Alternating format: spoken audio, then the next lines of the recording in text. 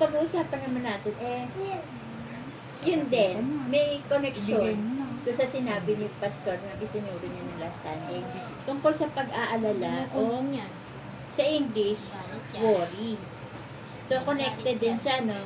Kasi, pwede nga nag-aalala si Martha, kaya niya, mas pinahalagahan yung pagpupusina niya kaysa ang makinig sa salita ng Panginoon. Yan.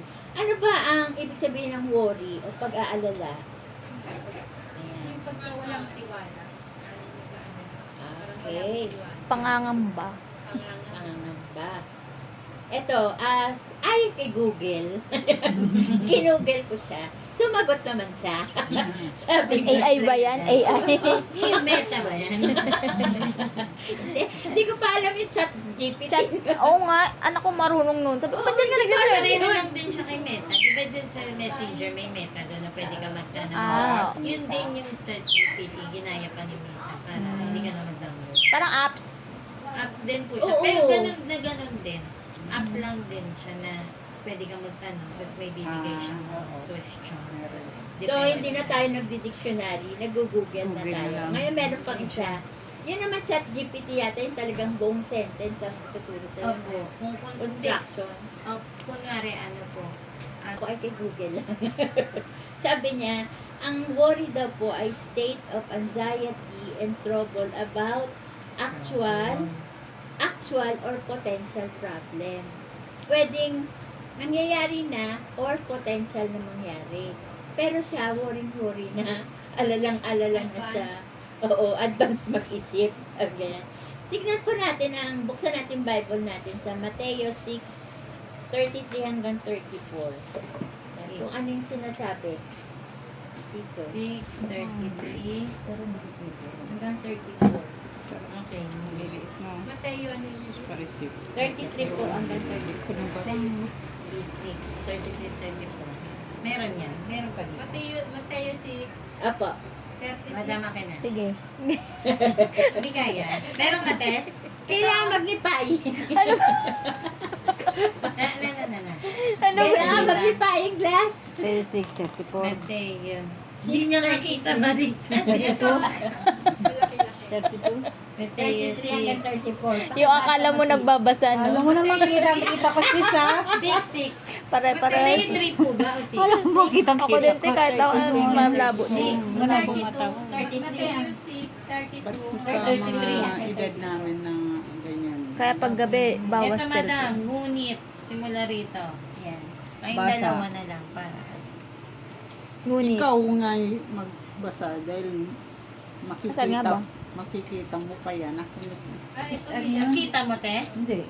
Temina, ikaw kita Asan po? mo, te? Sige. Hindi, anong, saan ba tayo mag-umpisa? 33 po hanggang Hindi, 34. natutuwa ako eh. Huwag na tayong 33. Sa baba. Magdala na tayo na sa tabi. Oo, hirapan tayo. Ayan, si Ate Mina. Si Ate Mina. Mina, Ngunit higit sa lahat ay bigyang halaga ninyo ang kaharian ng Diyos at ang pamumuhay ng ayon sa kanyang kalooban at ibibigay niya sa inyo ang lahat ng mga bagay na ito. Kaya nga, huwag ninyong alalahanin ang bukas, sapagkat ang bukas ang mag-aalala sa sarili niya.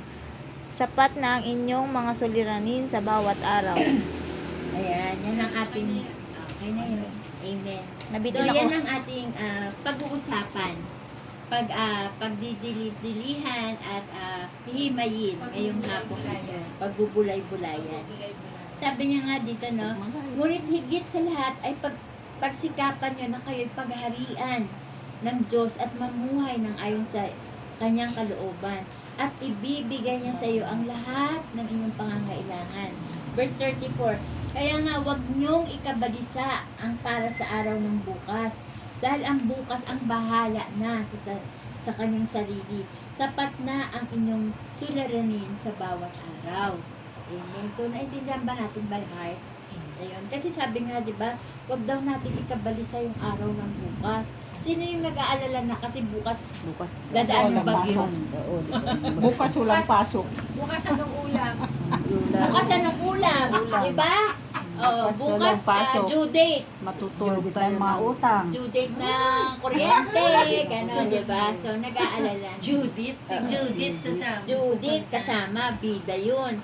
Pero sabi sa verse 34, sabi, wag niyong ikabalisa ang para sa araw ng bukas dahil ang bukas na ang bahala sa sarili nito. Sapat na ang suliran ninyo sa bawat araw. So, ang sabi ng Lord, binibigyan niya na tayo ng lakas yung para sa araw lang na to. Para bukas, hihingi ulit tayo sa Kanya. So, wag tayong overthinker na lubos-lubosin. bukas pa nga yung due date. Ngayon, balisang-balisa ka na, di ba? Ganun. Sabi ng Lord, hindi ganun tayo dapat mamuhay. Kundi we live day-to-day basis. Kung ano yung binigay na biyaya ng Panginoon sa araw na to, huwag natin palampasin na pasalamatan siya at pagsalusaluhan. Kasi yung cares para tomorrow, hayaan na raw natin yung sa kinabukasan kasi Diyos na tapat at nagbibigay siya ng para sa bukas. So, yung, natatandaan nyo ba, alam nyo ba yung nangyari sa Israel nung binigyan siya ng mana? Yung mana, yung pagkain ng anghel yun eh. Pero nung nasa disyerto sila, wala silang pagkain doon. Nagbigay ang Lord ng pagkain nila, yung mana. Tinapay yun. Parang lasa daw ng pancake. Ganun kasarap. So, yung sa kaanuhan nila, kagutuman, ka-excitement, sobrang excited sila. Ginawa nila, sabi ng, may instruction kay Moses eh, kuha lang sila ng pagkain nila para ngayong araw na to. Pero ang ginawa ng mga Israelita, kumuha sila ng mga palanggana, ng mga kardero, nag-hoard sila, tinago nila para siguro, ay baka bukas wala na to. Kukuha na ako, lalagay sa rep ko. Kasi Ano na sila eh.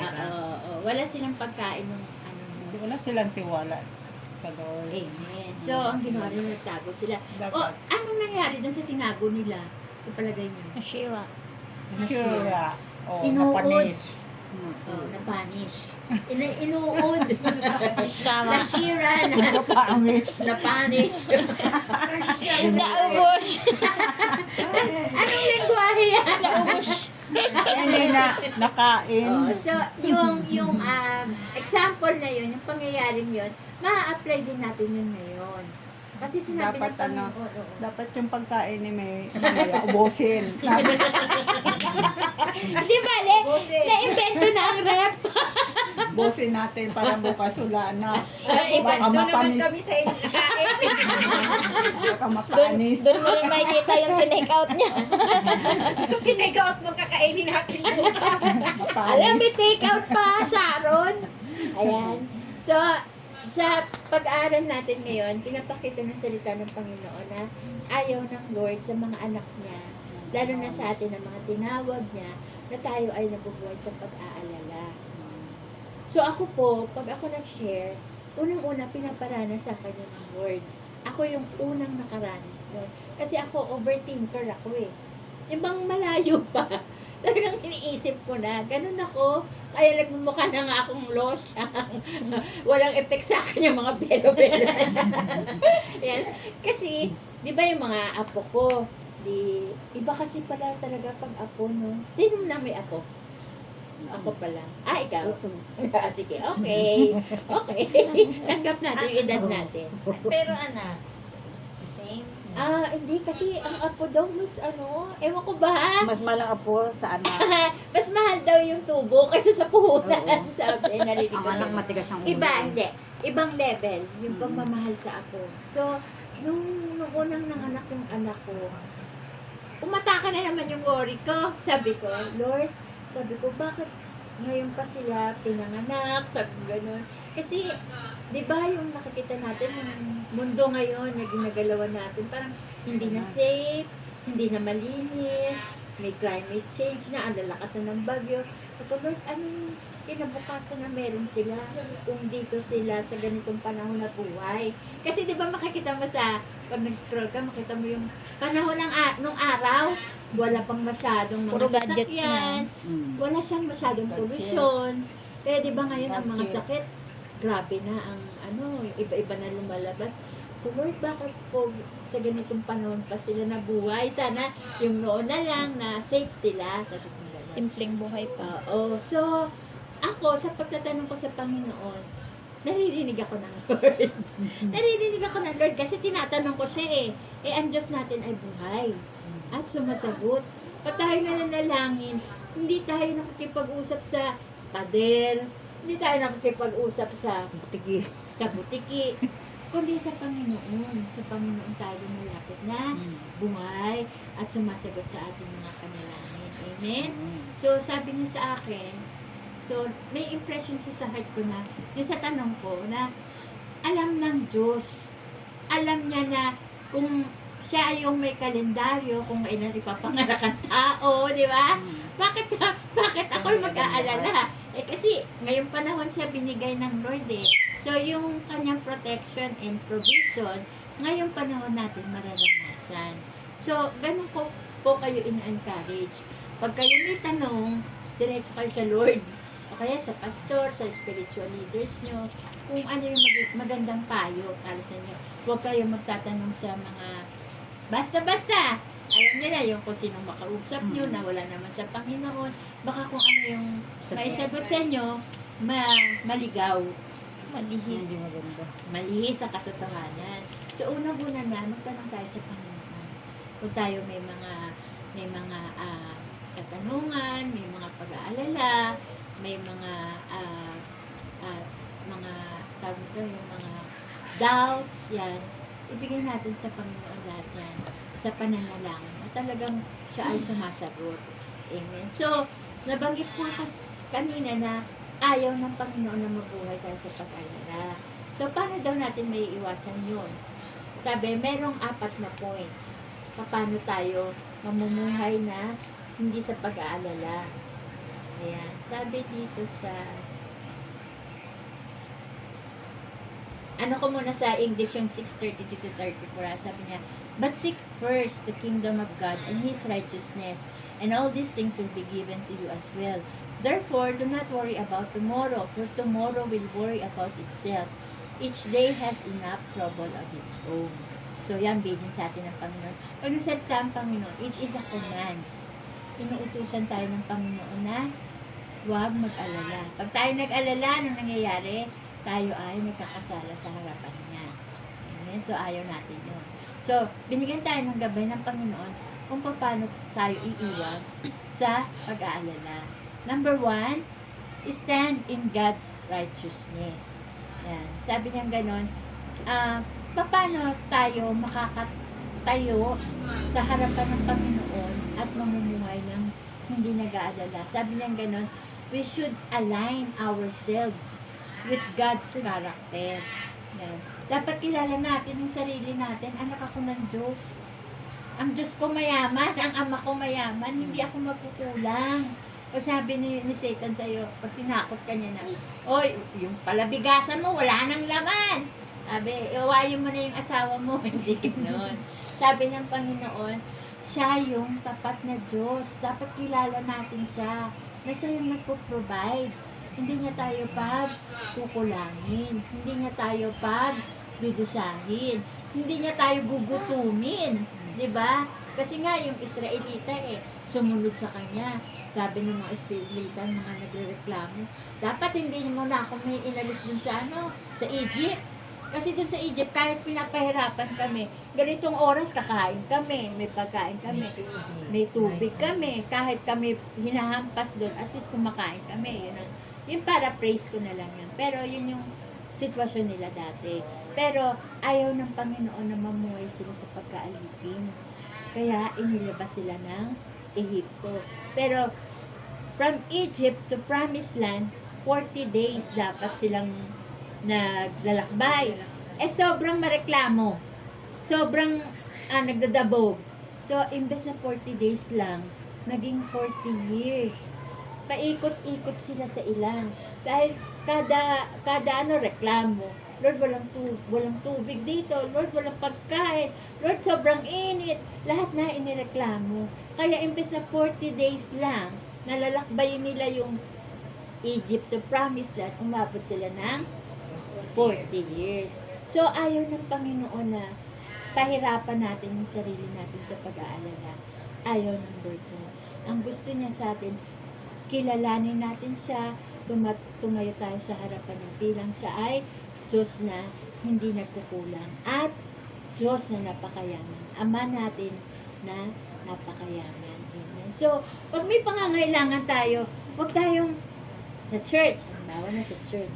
Ay, si kapatid, mukhang nagpadala na yung asawa nito. Mukhang pwede kong lapitan. Diba? Ganon. Kaya, ay, si kapatid, bago yung ano niya, bago yung bag niya. Mukhang nakaka-LL to. Nakaluwag-luwag. Diba? Ganon. Ay, malapitan nga si kapatid. So, yung alam mo na, due date mo kinabukasan or ngayon, imbes na sa Lord ka dumiretso, inisip mo si kapatid. Si kapatid ang magpapala sa'yo. Oo, pwede. Pwede na tumatakbo sa Bombay, sa ano. Pero ang bili ng Lord sa atin, humingi tayo sa Kanya. Humingi tayo. Sabihin natin yung pangangailangan natin. Tapat siya na bibigay sa atin yung mga pangangailangan natin. Amen. So mamaya after kong i-state tong 4 na key points, tatanong ko lang sa inyo, ano yung sitwasyon nyo, naging sitwasyon nyo sa buhay nyo, hindi naman siguro nung noon kahit yung ngayon lang, na para hindi na malalim yung katin nyo. Yan, kailan nyo naranasan talaga na talagang walang-wala na, biglang eto, diba, dahil tumawag kayo sa Hindi naman tumatagalan. Ngayon, nawalan. Bukas, mayroon na. ulit.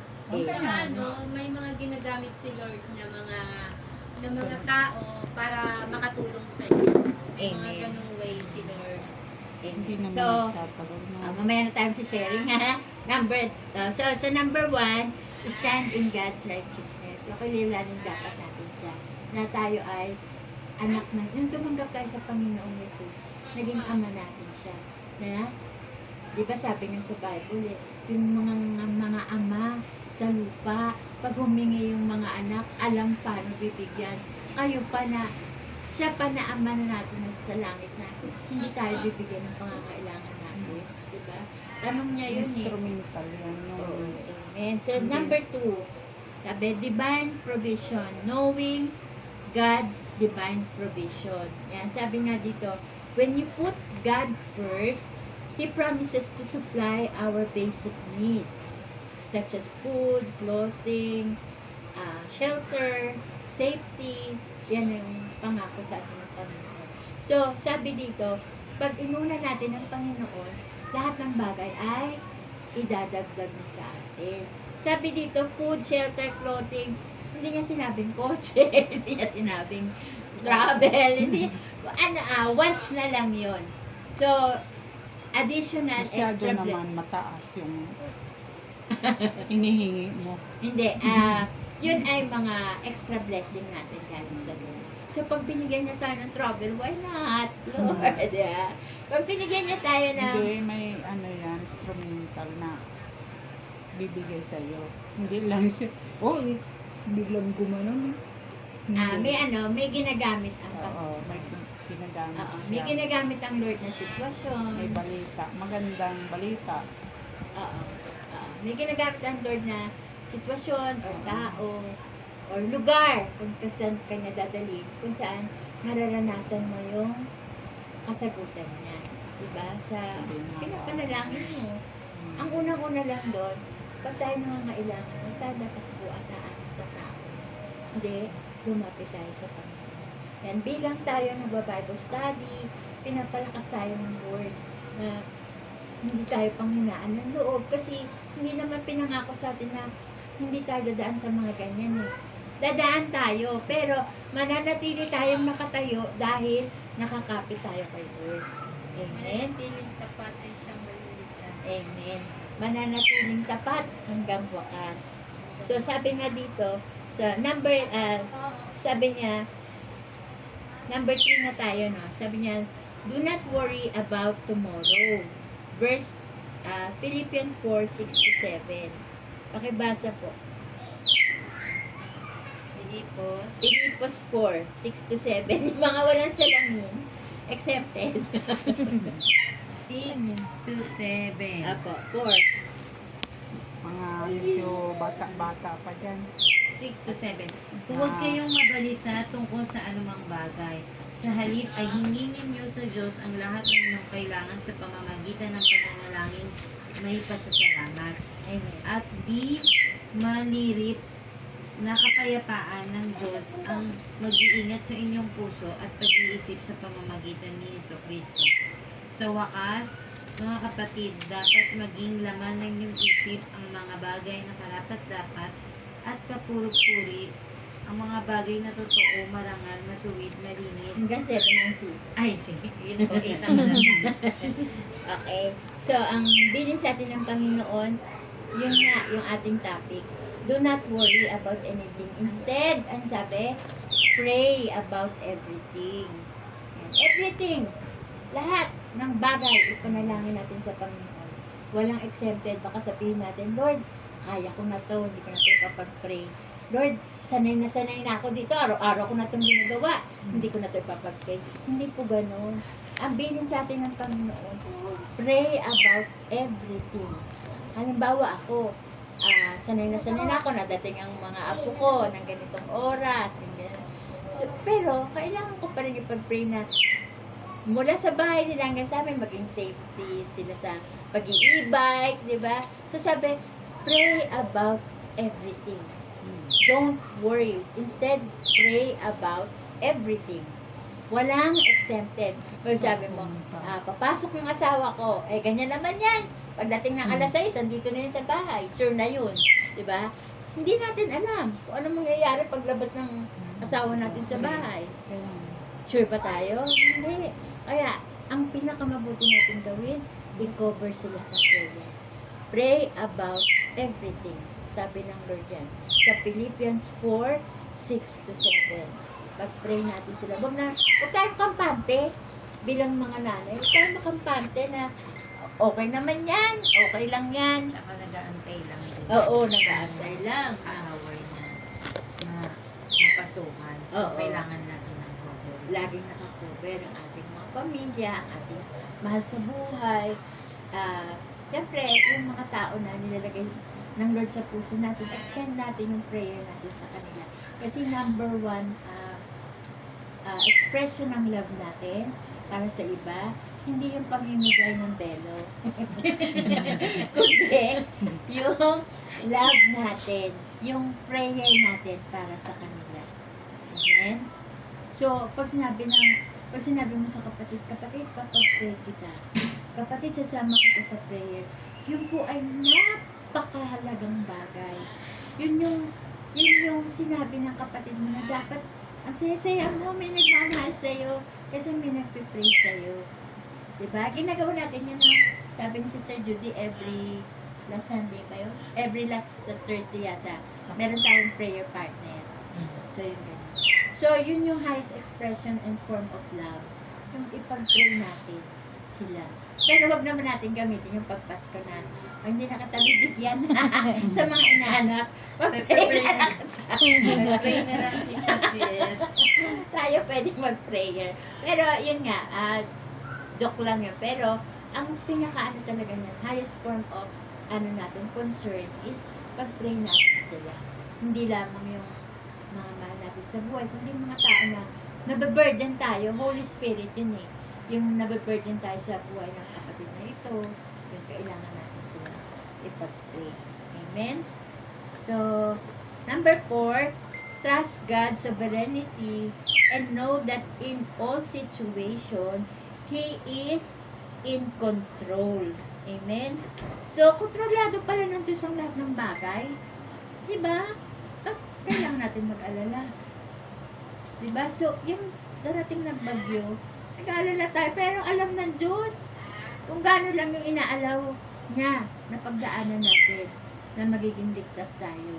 Alam niyo po, nakakalungkot na pag dumaan yung bagyo, may nakikita tayong pamilya na namatayan, nawala ng bahay, nababurden pa tayo na ipag-pray sila. Yan. Kasi, pag ako nanonood ng balita, no, gano'n, nanay ng tulong, gano'n, ang inaano ko talaga, pag-pray. ipag-pray yung batang yon, yung gano'n.